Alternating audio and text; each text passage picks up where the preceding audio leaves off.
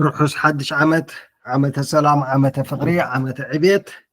عمت رهوا كخونا لكم نقول لكم تخاطبتنا الشانل ناتمنخو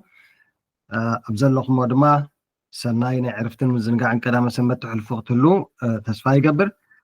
لو ما عندي نايزي عمت فالماي ودما جماري ناي فوركس سمناو ماركت اناليسيس حيزه مسيال لهم كساب مودعتا جميركم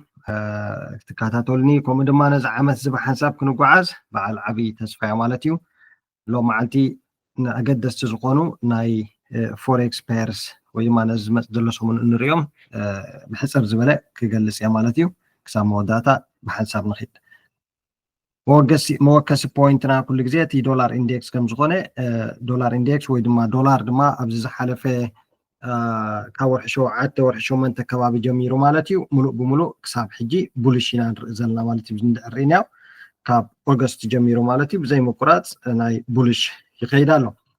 زي ناي دولار زحلفه أوارح ملو بولش مخادو almost 5 شهور أخيدلو مالتي بولش مخادو أبتم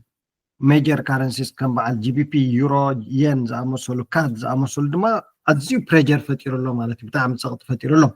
حجي دما جمارنا عمتي زلتي ورح مالتيو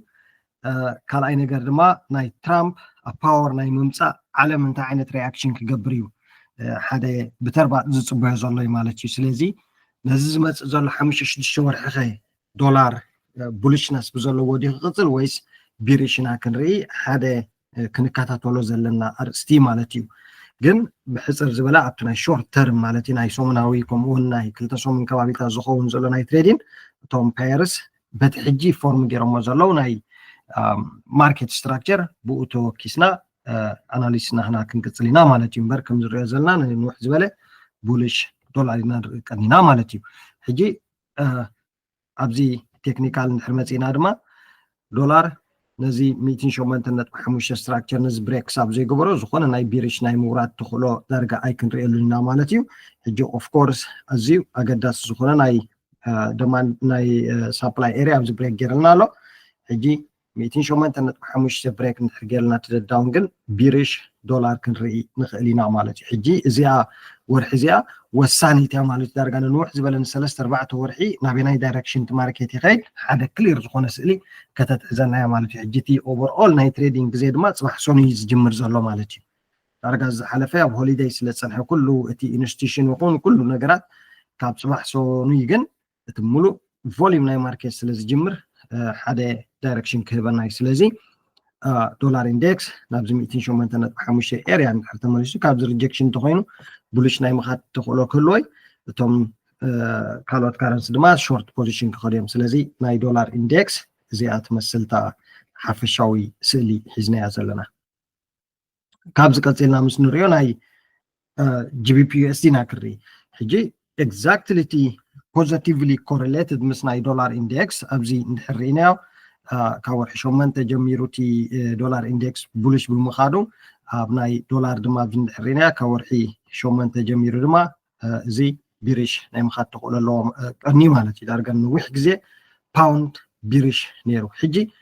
وسان زقونه اريا وي دما ازيو اگداس زقونه بوينت ليفل متيلنا لبز كم زريا زلنا سلازي we may see price rejection كابزي اريا زي بولش قصل تخلتها تلو مالتيو حجي قلنا انتينا نري نزي 23 حدنا 23 اريا نزي بريك ساب زي غبرغن زخونه ناي شورت بوزيشن اب جي بي بي اس دي اي كنبلنينا مالتي سلازي انتي كرينا برايس اشتي بوش باك غبرلنا تو ذا داون سايد نابزمو زي اريا زي اوكي برايس نابزي جروب بول باك غبرلنا بدحري دما كابزي اريا زي برايس نزي بريك ناغبره بولش ناي مخات تخلو كهلو ناي مالت سلا بحفشو ابناي جي بي بي اس دي اسران نزي كبابي حدنت ب 23 بريك ساب زي غبره سيل بوزيشن اي كنردينا there is high probability ويدما زلا على تقولتات لنا بولش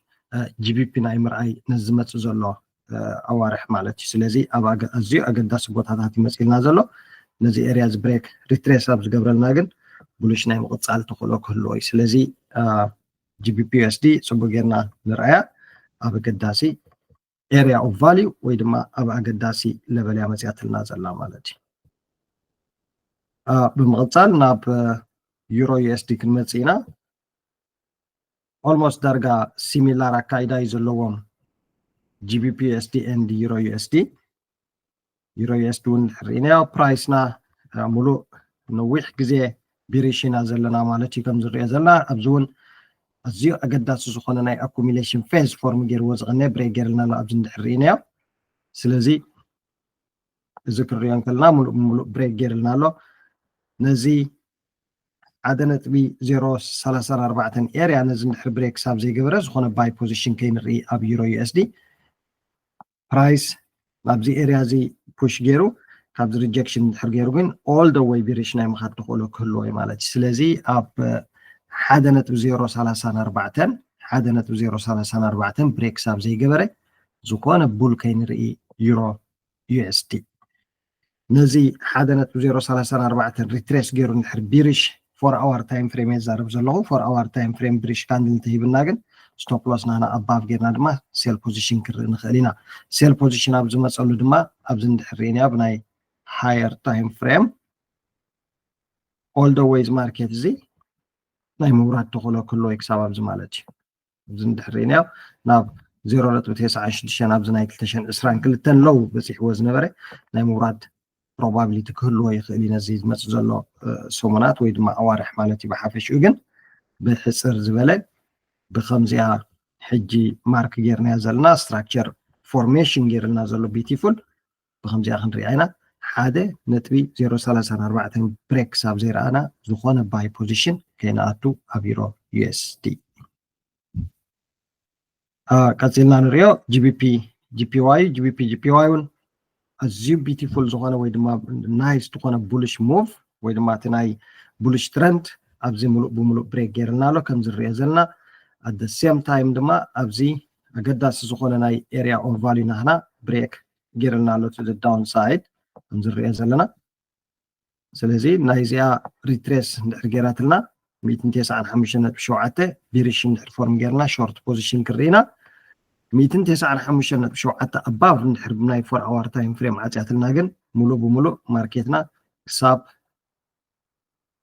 198.8 ኣብዚኣ ኤርያ እዚኣ ናይ ምውፃእ ተኽእሎ ስለ ዘለዋ ቡሊሽ ፖዚሽን ክርኢና ማለት ስለዚ GBP GPY ኣዝዩ ኣገዳሲ ወይ ድማ ፅቡቅ ዝኾነ ማርኬት ስትራክቸር ፎርም ጌራትልና ኣላ ማለት እዩ ቀፂልና ንሪኦ USD GPY USD GPY እውን ከም ተቐዲምና ዝበልናዮ እቲ ናይ ዶላር ሓይሊ ምህላው ካብዚ እንድሕር ርኢናዮ ካብ ሰፕተምበር ጀሚሩ ማለት እዩ ስቲል ማርኬት ኢዝ ፑሽንግ ኣፕ ኦል ደ ዌይ ሕጂ ድማ ንውሕ ዝበለ ግዜ ናይ ኣኩሚሌሽን ፌዝ ኣብዚ ፎርም ጌረልና ኣሎ እንድሕር ርኢና ካብ ዲሰምበር ካብ ናይ ክሪስማስ ማለት እዩ 19 ዲሰምበር ጀሚሩ ክሳብ ሕጂ ዘሎ ማርኬትና ኣብ ኣዝዩ ኣገዳሲ ዝኾነ ናይ ኮንሳሊዴሽን ኣትልና ኣሎ ማለት እዩ ብዝኾነ መንገዲ ግን እዚ ማርኬት እንድሕር ቢሪሽ ብሬክ እንድሕር ጌርልና ናይዚ 156 ኤርያ this is our sell position ሕጂ እዚኣ of course ኣብ ሓፂር ግዜ ፎርም ትኸውን ኣይኮነትን ከም ዝበልና ክሊር ዳይሬክሽን ናይ ዶላር ስረ እንርኢ ግን ብሓፈሽኡ USD ቢሪሽ እንድሕር ፎርሜሽን መፂልና ወይታ ዶላር ኢንዴክስ ዝረኣናያ እንድሕር ብሬክ ጌራትና all the ways ማርኬት ድማ ሾርት ናይ ምምፃእ ተኽእሎ ክህልዎ እዩ ስለዚ እዚኣ ንከታተላ ንንውሕ ዝበለ ግዜ እውን ክንሕዛ ንኽእል ኢና ምክንያቱ እዚ USD GPY and GBP GPY ሓንሳብ ዳይሬክሽናል ሙቭ እንድሕር ሒዙ ንነዊሕ 5,600 ፒፕ ብቐሊል ስለ ዝኸይድ ማለት እዩ so USD GPY ኣገዳሲት ሃላትና ነዚ ኤርያ እዚ ብሬክ እንተገይራቶ ድማ ኮንቲኒሽን ናይ ባይስ ሕጂ ኣብቲ ናይ ባይ ኮንቲኒሽን እንድሕር ርኢናያ ድማ ራይዎ ነዚ እንድሕር ብሬክ ገይረልና ስትሬት ኣዌይዝ ማርኬት እዚ ሚቲጌት ክገብረልና ናብዚ ክወፅእ እዩ 162 ስለዚ ናብዚ ንምውፃእ ጥራሕ እንድሕር ርኢናዮ እውን ብመንፅር ፒፕ እንድሕር ርኢናዮ ኣዝዩ ብዙሕ ዝኾነ ፒፕ ዘለና ማለት እዩ እንድሕር ርኢናዮ ልዕሊ 350 ዝኾን ፒፕ ዳይሬክሽናል ሙቭ ኣለና ማለት እዩ ብሓፈሽኡ ኣብ ኣዝዩ ብሉፅ ዝኾነ ማርኬት ስትራክቸር ኣላትና USD GPY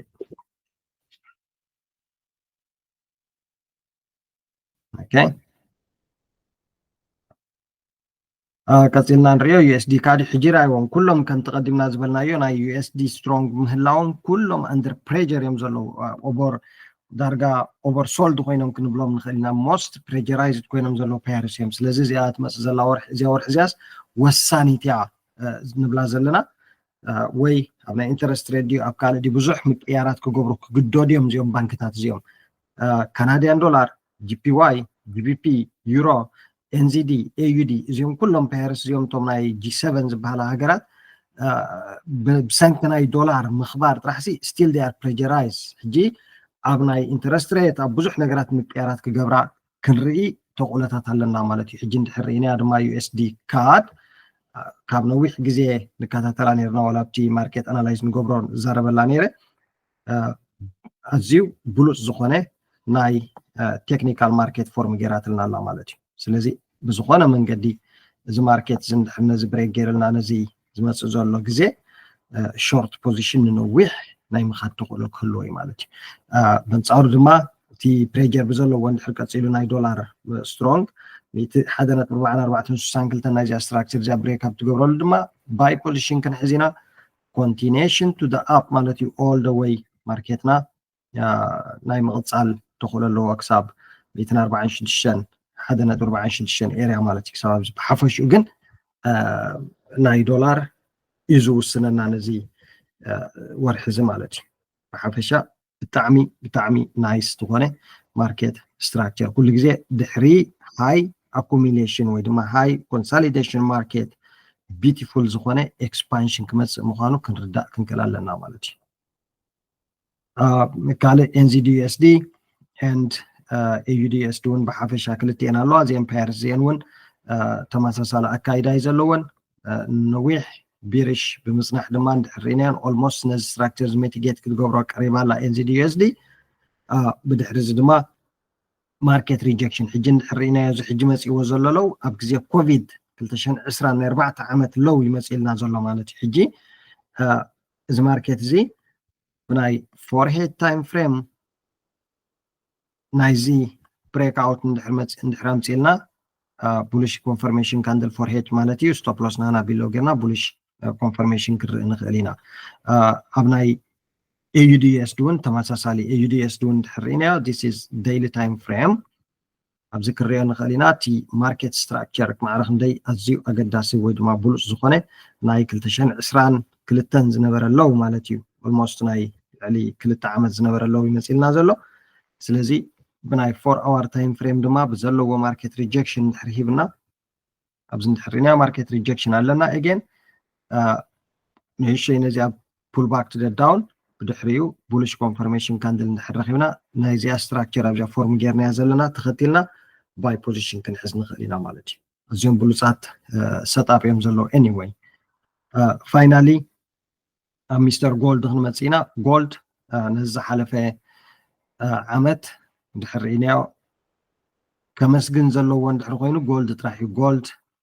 ዊ ካን ሲ ካብ ላስት የር ኦክቶበር ጀሚሩ ማለት እዩ ኣብዚ ክንሪኦ ንኽእል ኢና ሶሪ ኣብዚ ክንሪኦ ንኽእል ኢና ማለት እዩ 2023 መወዳእታ ዝነበረ ካብኡ ጀሚሩ ብዘይ ምቁራፅ ዳርጋ ንዓመት ሙሉእ እዩ ተጓዒዙ ተራእዩ ዘይፈልጥ ሙቪ ማለት እዩ ኦል ደ ዌይ ከይዱ ዘሎ እንድሕር ርኢናዮ ሕጂ ድማ እንታይ ዓይነት ዓመት ይፅበዮ ኣሎ ኦንሊ ጋድ ኖውስ ብሓፈሽኡ ግን ንሕና እንታይ ኢና ንገብር ፕራይስና ናይዚ 2635 ኤርያ ናይዚ ብሬክ ኣውት እንድሕር ርኢና ስቶፕ ሎስ ኣባብ ጌርና ሾርት ፖዚሽን ክርኢና ወላ እቲ ሓፈሻዊ ስትራክቸር ሕጂ ናይ ጎልድ እንድሕር ርኢናዮ ፕራይስ ሃየር ሃይስ ፎርም ክገብር ኣይከኣለን ዘሎ እንድሕር ርኢናዮ ዳርጋ there is potential market ቢሪሽ ናይ ምርኣይ ማለት እዩ ግን ኩሉ ግዜ እቲ ኣብ ማርኬት ዘሎ እቲ እንሪኦ ትሬድ ስለ እንገብር 2635 ብሬክ እንድሕር ገይርልና ሴል ፖዚሽን ክንኣቱ ኢና ማለት እዩ ናይዚኣ ኤርያ እዚኣ በንፃሩ ድማ ቡሊሽ 4 ኣወር ታይም ፍሬም ቡሊሽ ካንድል እንድሕር ፎርሙ ገይርልና ስቶፕ ሎስ ቢሎው ጌርና ባይ ፖዚሽን ክንሕዝ ኢና ታርጌትና ድማ 27 ክሳብ ኣብዚ ኤርያ እዚ ታርጌት ብምግባር ማለት ስለዚ እዚአን ሕጂ ዳልየን ዘለኹ ንኩለን ንወስደን ማለት ኣይኮነን ግን ካብ ኩለን ሬድ ዝኾና ክንወስድ ንኽእል ኢና ኣዝየን ድማ ብሉፃት ሰጣብ እየን ዘለዋ ማርኬት ከም ተቐዲመ ዝበልኮ ብዙሕ ቮላቲሊቲ ስለ ዘለና ነዚ ዝመፅእ ዘሎ ሰሙን بعبيو ناي CPI زيناتات لنا كمون نام فارم إمبليمنت بايرول عربي لنا مالتيو كال دما علم بهنكوتات سبيو زلا ناي ترامب ناب سلطان ممصا على اسرع ديس مانز مالتيو اوفيس مس حزه ماركت انت عينت رياكشن كغبريو مس دلو سود زاربو خا بحفشا حجي almost ترامب اب سلطان ممصو بتاع مصبوق ين ماركت زين زمصا زلو 4 عامات دبلص تريدين غزين مالتيو نخل سب كنغرو اب ناتو اب ناي مودات عامات زنبورو غزيو اركيبولو نيري علي ماركت كجمر كلو مالتيو تويت اب زغبرلو ماركت معرخ اندي فولاتايل يكون سبيتش اب زهبلو بتعمي الماركت زخون سبي مالتي حجي دما برايت تايم إنا زلنا نزريد مسدلو 4 عامد دما أزي بلوس فوليوم زلو ماركت كنرينا مالتي سلام كتتالكم دقيمة يمسجن دقيمة روحوا حدش عامد قونا لكم الناتو منه بخالق فيديو زبلت سبت صففة من لساكمي نزع عامد دما I promise كابزي زحلف عامد نلعلي بحنساب كلنا تريد نقبرلو وحاوهونا فترنا هنكيدنا حفشو روحوا حدش عامل دقيمة سسنايو تشاو